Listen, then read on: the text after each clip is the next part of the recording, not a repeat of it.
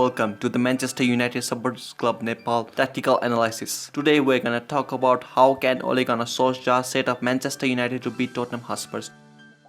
After 3 months, Manchester United are finally back in action as Ole Gunnar Solskjær's men travel to North London to face Jose Mourinho's Tottenham Hotspur.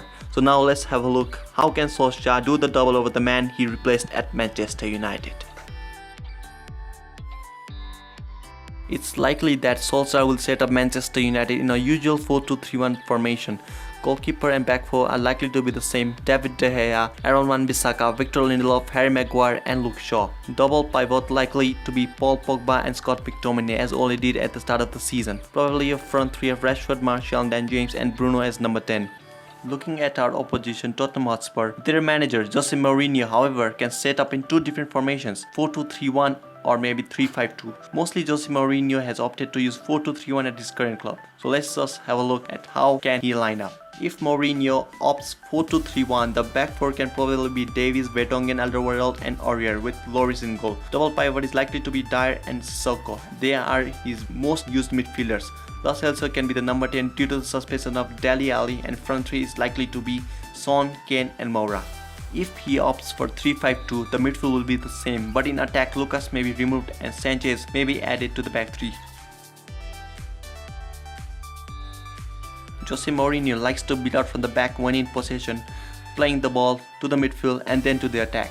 Aurier sometimes carries the ball. Ole can stop Jose from building out from the attack and playing the ball forward by following pressing methods. If Mourinho goes back with the back four, then Manchester United should create a front four while pressing, with Bruno becoming the second striker to block the passing lanes and forcing Spurs to play long passes.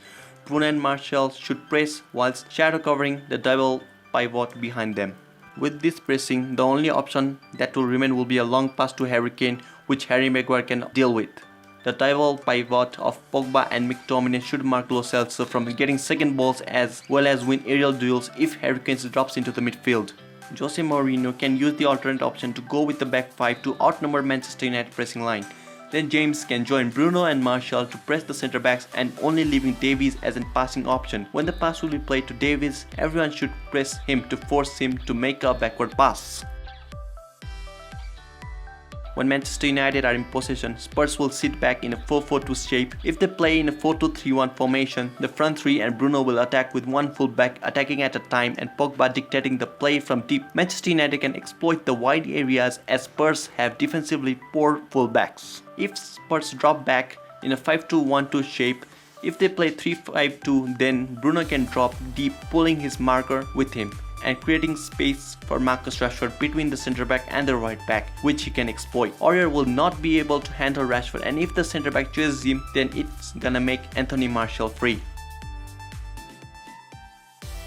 Tottenham Hotspur attack in a 3-5-2 shape in possession with Aurier joining the attack, forming Son, Kane, Lo Celso, Moura, Aurier front five, and Davies becomes the third centre back. Sissoko covers the space left by Aurier in the right side, leaving Dyer alone in the midfield. If Spurs manage to attack Manchester United will sit back in a 4-4-2 shape. Manchester United are very good at defending in low block. Bruno and Pogba can take advantage of Dyer being alone in the counter-attacks. If Sissoko chases Pogba and Bruno, then a lot of space will be left for Marcus Rashford to cause danger.